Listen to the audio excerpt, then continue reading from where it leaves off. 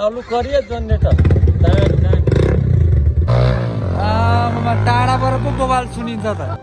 हामीले चाहिँ फेरि यो अर्को एफजेडको यो भर्जन 1मा चाहिँ यो एक्राफोबिक नै एक्जस्ट लाउने भनेको छौँ। यो अहिले चाहिँ रिमुभ गरिसकेको छौँ। यसको यो स्टक यो ब्यान्ड पाइप अनि यहाँ छ हाम्रो एक्राफोबिक यो पुरै फुल्ली कार्बन फिनिसिङमा छ। यो स्टिकर भएको यो चाहिँ होइन।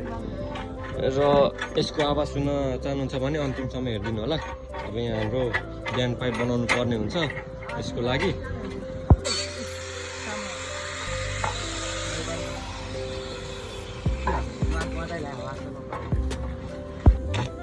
हाम्रो काम चाहिँ होइन हुन लागेछ जो भइ नै सकेछ भनौँ न। अब यहाँ सेट गरेर पड्किन मात्र बाँकी छ थोरै। अब यहाँ हो काम थियो होल्डिङको। मिसफायर पनि देखाइदिनु पर्छ क्या हो।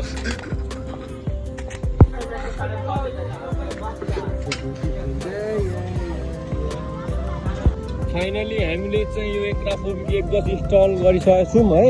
अब कस्तो आउँछ आवाज है। ल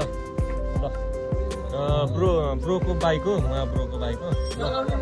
ल स्टार्ट चालू करिए जनरेटर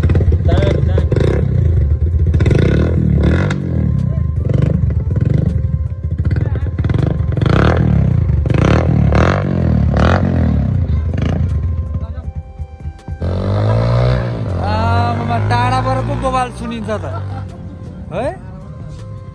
खतरा सुनिन्छ रहेछ।